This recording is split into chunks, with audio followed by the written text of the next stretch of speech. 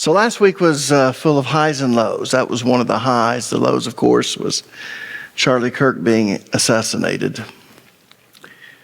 And that's such a sad time and really shows the condition of our nation. Because Charlie Kirk was not assassinated for his political views.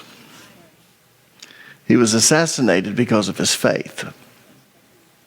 Now, you're not going to hear that from the news commentators, but the reason you're not is because it seemed like most people were drawn to his political views, but his political views came from his faith. He was not ashamed of the gospel of Jesus Christ. And it went into these campuses, the belly of the beast, where they're producing all of these liberal young people. And if I were a parent who had young children going to college, I would do my homework and I would tell my kids, you can go to these schools, you can't go to these schools. Because you wouldn't believe the number of liberal professors who celebrated the death of Charlie Kirk. How sad.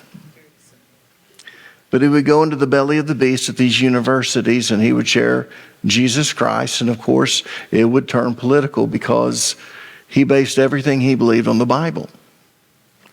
And he changed many a young heart and many a young mind. In fact, I'll go as far as to say this. The reason Donald Trump is in the office of the president is because of Charlie Kirk. People don't realize that. But he got more of the young vote than he was expected to. He helped him get elected in 2016 and also in 2024 because of the young vote. And he's turned many a heart to Jesus Christ. And that's why he was assassinated. And it's also such a sad time because you saw people celebrate. But I'll tell you what you didn't see. You didn't see cities being torn up by rioters. You didn't see people looting. You didn't see people holding up traffic.